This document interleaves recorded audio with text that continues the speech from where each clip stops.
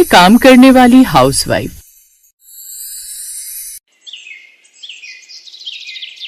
ये कहानी है मोनिका की, जो शादी करके अपने ससुराल में एक हाउसवाइफ बनकर रह रही थी। ऐसे ही एक शाम मोनिका की सास शांति मोनिका से कहती है, बहू, तुझे सुबह से एक कप चाय बनाने को कहा है, लेकिन तू है कि सुबह से फालतू के काम में लगी पड़ी है। ये नहीं कि अपनी सास को एक कप चाय दे दूं।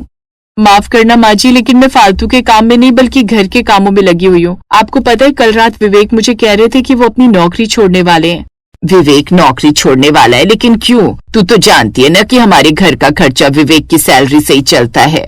मैं जानती हूँ माँ, लेकिन विवेक के ऑफिस में नई हायरिंग शुरू हो गई है और उनके ऑफिस में जो पुराने एम्प्लॉयज हैं और जिनकी सैलरी हाई है, उन्हें कंपनी किसी न किसी बहाने से निकाल रही है। और जिन एम्प्लॉयज को निकाला जा रहा है उनमें से एक नाम विवेक का भी है, क्योंकि विवेक ने 1.5 महीने पहले अपने अप्रेजल की डिमांड की थी। बहू, अगर ऐसा हुआ तो हम लोग कहाँ जाएंगे? तू तो जानती है कि इस शहर में जिस घर में हम रह रहे हैं वो भी कंपनी द्वारा दिया गया है। मुझे तो कुछ समझ नहीं आ रहा कि अब हम क्या करें। माँ जी, आपको चिंता करने की जरूरत नहीं है। आप तो जानती ही हैं, भले ही शहर में हमारा कुछ नहीं है, लेकिन हमारा गांव में बहुत कुछ है। हम लोग अपने गांव में रह लेंगे। हमारे पास खुद की खेती है, खुद की गाय है, तो हम उनकी देखभाल करके अपना गुजर बसर क्यों नहीं कर सकते? क्यों हम दुनिया को ये दिखाना है कि हम शहर में रहते हैं? क्या गाँव में रहने वाला इंसान इंसान नहीं होता? अपनी बहू की ऐसी बातें सुनकर शांति की आंखें भर आती हैं और उन्हें ये समझ में आता है कि भले ही शांति गांव से है, लेकिन गांव का अपनापन शांति से ज्यादा उसकी बहू जानती थी। इसलिए वो अपनी बहू की बातें मान जाती है। समय गुजरता है और गुजरते समय के साथ जब विवेक की नौकरी छूटती है तो विवेक अपनी फैमिली के साथ वापस अपने गाँव आ जाता है। शुरुआत में तो विवेक यही सोचता कि गाँव में कोई नौकरी कर ले, लेकिन जब उसे कोई नौकरी नहीं मिली तो मोनिका अपने पति को समझाती है, विवेक जी, बाहर नौकरी करने से क्या मिल जाएगा? आप 9 से 6 या 10 से 7 की नौकरी करेंगे, लेकिन अगर आप हमारे खेत में 4-5 घंटे भी दे दें तो हमारा खेत लहलहाने लगेगा। अरे मैं तो कहती हूँ, हमारे पास इतनी जमीन है, हमारी खुद की गाय है, जिससे हमें अच्छा खासा दूध मिल जाता है। उसी से हम अपना कोई व्यापार शुरू कर सकते हैं। तुम्हारी बात बिल्कुल ठीक है मोनिका, लेकिन मेरे अंदर इतनी हिम्मत नहीं कि मैं खेत में बैठूं और इतनी मेहनत करने के बाद बाजार में अपनी फसल बेचूं। और अगर गलती से बारिश या तूफान आ गया तो हमें नुकसान होगा, वो अलग। हाँ, तुम कहती हो तो मैं दूध का व्यापार शुरू कर सकता हूँ। तो ठीक है विवेक जी, आप दूध का व्यापार कीजिए और खेतों में आपकी हाउसवाइफ खेती करेगी।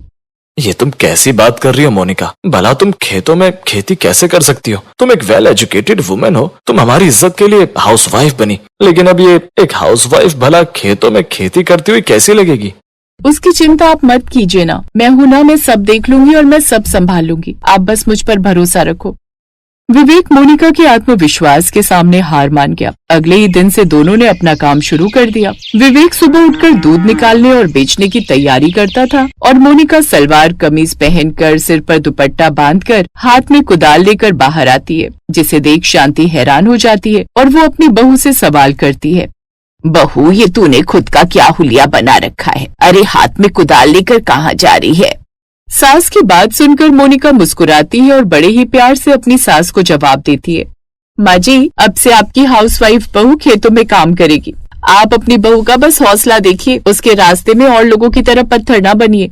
अपनी बहू की बात सुनकर शांति को बहुत अच्छा लगता है, पर वो उसे नहीं रोकती। शुरुआत में खेत का काम मोनिका के लिए बहुत कठिन था। उसके हाथ दुखते थे, कमर अकड़ जाती थी। ऐसे ही एक दिन हाथ और कमर के दर्द ने मोनिका को कमजोर कर दिया, जिससे मोनिका भी परेशान होकर खुद से कहने लगी, कभी कभी तो लगता है कि खेतीबाड़ी छोड़कर घर में सिर्फ आराम करूं, पर मैं आराम नहीं कर सकती। मुझ पर मेरे घर वालों की जिम्मेदारी है। मैंने अपनी सास और अपने पति को दिलासा दिया है कि खेतों में इस घर की हाउसवाइफ बहू काम करेगी और मैं अपने दिए गए वचन से पीछे नहीं हट सकती।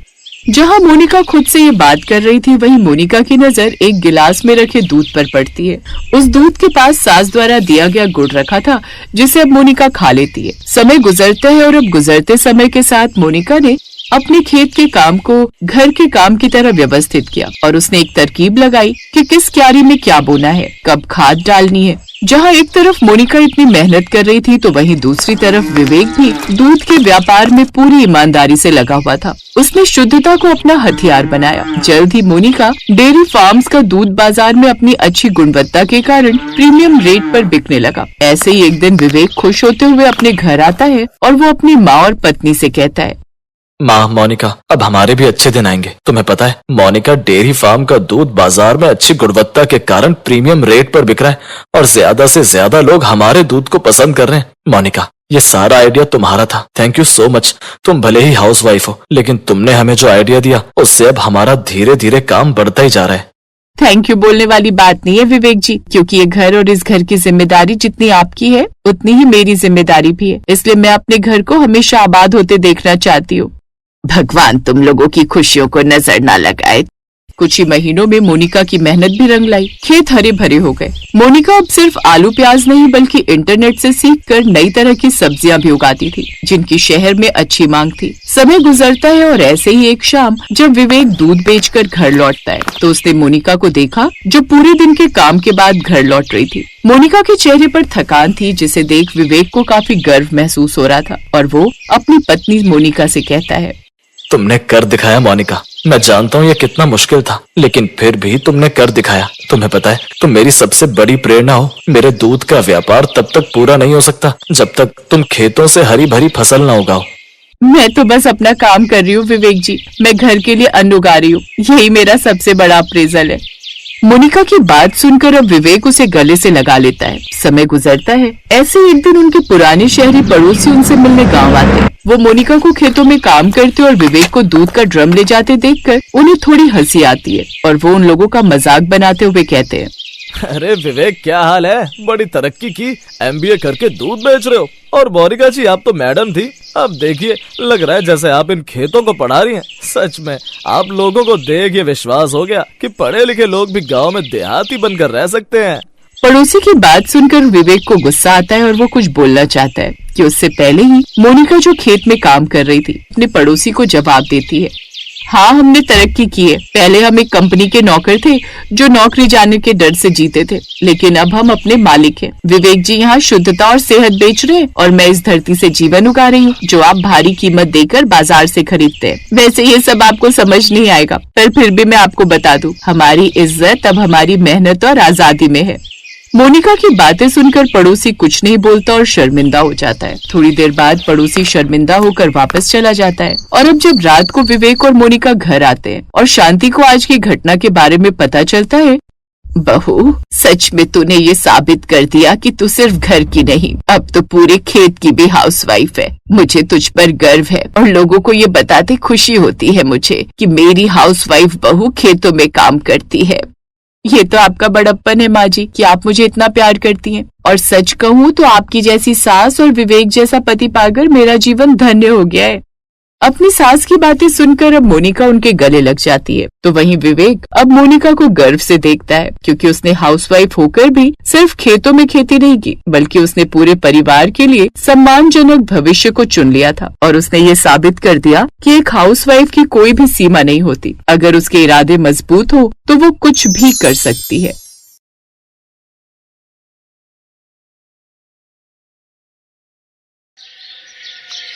लाजवंती के पति यशपाल के अचानक गुजर जाने के बाद ही उसके भतीजे ने गांव की दोनों जमीनों पर कब्जा कर लिया। बेटे मनोहर की शादी तय हो रखी थी। मनोहर की मां लाजवंती चाहती थी ज्यादा दिन शादी न टले। समधी जी, मनोहर के पिता चाहते थे शादी 9 दुर्गों में हो, तो मैं उनकी आखिरी इच्छा को पूरा करना चाहती हूँ। अगर आपको ठीक लगे तो शादी हम इन्हीं 9 दुर्गों में संपन्न करते हैं। हाँ हाँ बहन जी, आप निश्चिंत रहिए, यशपाल भाई साहब की इच्छा जरूर पूरी होगी। मेरी बेटी मीनाक्षी की शादी आपके बेटे मनोहर के साथ इन्हीं 9 दुर्गों में संपन्न होगी। तभी मीनाक्षी की माँ ने लाजवंती से कुछ पूछा। बहन जी, अगर आप बुरा न माने तो एक बात पूछूं? हाँ हाँ पूछे बहन जी। मैंने सुना था कि आपके खेत आपके जेठ जी के बेटे ने धोखे से अपने नाम करवा लिए हैं और आपके पास अब कोई भी खेत नहीं है खेती करने के लिए। बहन जी, मैं खुद ही आपको ये बात बताना चाहती थी, पर मुझे लगा आप लोग पता नहीं हमारे बारे में क्या सोचो। पर आप बिल्कुल भी फिक्र मत करो, हमारे घर में आपकी बेटी को कोई कमी नहीं आएगी। मैं मीनाक्षी को अपनी बेटी की तरह रखूंगी। भले ही हमारे पास अब इतने पैसे नहीं है कि हम बहुत ज्यादा कुछ कर सके, पर हम अपनी बहू को खुश रखेंगे, इतना मैं वादा करती हूँ। आंटी जी, मैं डर गया था कि कहीं हमने ये बात आपको बताई तो आप ये शादी तोड़ ना दें, क्योंकि मीनाक्षी को बाबूजी ने पसंद किया था। बाबूजी मीनाक्षी को अपने घर की बहू बनाना चाहते थे, बस इसीलिए माँ थोड़ा घबरा गई कि आपको बताएं तो शादी में कोई रुकावट ना आ जाए। माँ जी आप चिंता मत करो, जैसा बाबूजी ने कहा था वैसा ही होगा। मैं इस शादी के लिए तैयार हूँ। मुझे इस बात से कोई फर्क ही नहीं पड़ता कि आपके पास कोई खेत है या नहीं। मैं किसी भी हाल में खुश रहूंगी। मीनाक्षी, मैं बहुत खुश हूँ कि तुम मेरे परिवार की परेशानियों को समझ रही हो। तुम बहुत अच्छी हो मीनाक्षी। मैं पूरी कोशिश करूंगा कि मेरी तरफ से तुम्हें कभी किसी शिकायत का मौका न मिले। और फिर सबकी रजामंदी से शुभ मुहूर्त में मनोहर और मीनाक्षी शादी के बंधन में बंध जाते हैं। मनोहर का घर बहुत बड़ा था, खासकर उसके घर का आंगन। मीनाक्षी की मुंह दिखाई की रस्म की तैयारी आंगन में ही रखी गई थी। बहू तो तू बहुत सुंदर लाई है लाजवंती, ये तो तुम्हारे जेठ की बहुओं से भी सुंदर है। ओ काकी, शाम को चूल्हा घर में जलाना है या नहीं? पीठ पीछे हमारी बुराई कर रही हो, सब सुनाई दे रहा है। मैं तो ऐसे ही कह रही थी। अच्छा मैं चलती हूँ। भतीजे के डर से पड़ोसी भी लाजवंती और मनोहर से बात करने में हिचकिचाते थे, इसलिए मुंह दिखाई की रस्म में गांव के बहुत कम ही लोग आए। माँ, गांव के लोग नहीं आएंगे, सब सतीश से डरते हैं क्योंकि सतीश सब गांव वालों को ब्याज पर पैसे देता है। अगर गांव वाले हमारे यहाँ फंक्शन में आएंगे तो सतीश उन्हें ब्याज पर पैसे देना बंद कर देगा। कोई बात नहीं बेटा, जो भी खाने का सामान बचा है सब गांव के गरीब लोगों में बांट दे। बहू का हाथ लगवा देना। अगले कुछ दिनों बाद मनोहर ने फिर से गांव के सेठ के घर खेती के लिए जाना शुरू कर दिया, पर उस काम से मनोहर की कमाई नहीं हो पाती थी क्योंकि सेठ मनोहर को खेती के काम के बदले बहुत कम दाम देता था। सेठ जी, थोड़े पैसे बढ़ा दीजिए, मैं पूरा दिन मेहनत करता हूँ। महंगाई बढ़ रही है, अगर आप कहेंगे तो मैं 1-2 घंटे और बढ़ा दूंगा, पर इतने कम पैसों में गुजारा बहुत मुश्किल से हो रहा है। मैं कहीं और भी काम नहीं करता, सिर्फ आपके पास ही काम करता हूँ। मुझे इससे कोई मतलब नहीं है कि तू खाली मेरे पास काम करता है या नहीं। पैसा एक नहीं बढ़ेगा, इतने में ही करना है तो कर, वरना मेरे पास तेरे से कम पैसों में भी काम करने वाले बहुत लड़के हैं। सेठ ने मनोहर के बार बार कहने पर भी 1 रुपया नहीं बढ़ाया। उसने मनोहर की मजबूरी को नहीं समझा। अगले कई महीनों तक मनोहर कम दाम में ही पूरा दिन मेहनत करता रहा। मीनाक्षी मनोहर को दिन रात मेहनत करते देखती थी। एक दिन मीनाक्षी की सहेली जो शहर में रहती थी उससे मिलने आई हुई। अरे बहुत कमाई है, तेरा तो आंगन भी बहुत बड़ा है, तू चाहे तो इस आंगन को ही खेत बना सकती है। आजकल इम्पोर्टेड सब्जियों का बहुत चलन है, तू अपने आंगन में ब्रोकली, मशरूम, लेट्यूस और जुकनी जैसी सब्जियां उगा सकती है। इनकी कीमत भी बहुत अच्छी मिलती है। शहर के लोग और बड़े बड़े होटल वाले ये सब्जियां खरीदने के लिए मुंह मांगी कीमत देते हैं, पर आंगन में खेती, ये तो मैंने कभी सोचा ही नहीं। और ये सब चीजें उगाने के लिए मुझे तो कुछ पता भी नहीं है। अरे आज के जमाने में क्या मुश्किल है, इंटरनेट पर सब कुछ मौजूद है। मैं तुझे कुछ वेबसाइट और यूट्यूब चैनल्स के नाम भेजूंगी, वहाँ से तुझे सारी जानकारी मिल जाएगी। बीज कहाँ से मिलेंगे, मिट्टी कैसी होनी चाहिए, सब पता चल जाएगा। बस मेहनत और लगन की जरूरत है। सोच, तेरी मेहनत से तेरे पति का बोझ भी कम हो जाएगा। मीनाक्षी की आंखों में एक नई चमक आ गई। सहेली की बात ने उसे उम्मीद की एक नई किरण दिखाई थी। अगले दिन उसने मनोहर और लाजवंती से इस बारे में बात की। माँ जी, मुझे एक बात कहनी है। हाँ हाँ बोलो बहू। माँ जी, मैं सोच रही हूँ कि हम घर के बड़े आंगन में कुछ खेती करें। मेरी सहेली ने बताया कि आजकल विदेशी सब्जियों का बहुत चलन है, हम उन्हें उगाकर बाजार में बेच सकते हैं।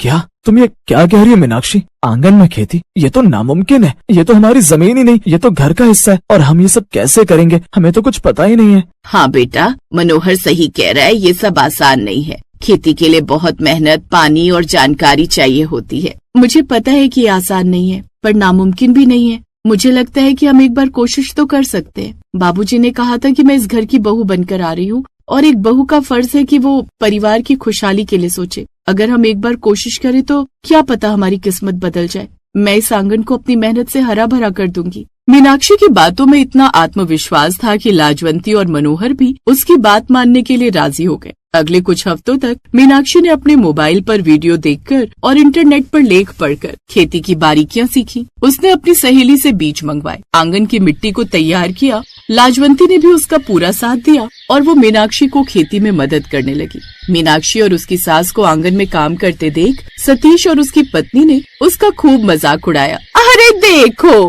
लाजवंती और उसकी बहू ने तो घर के आंगन को ही खेत बना दिया।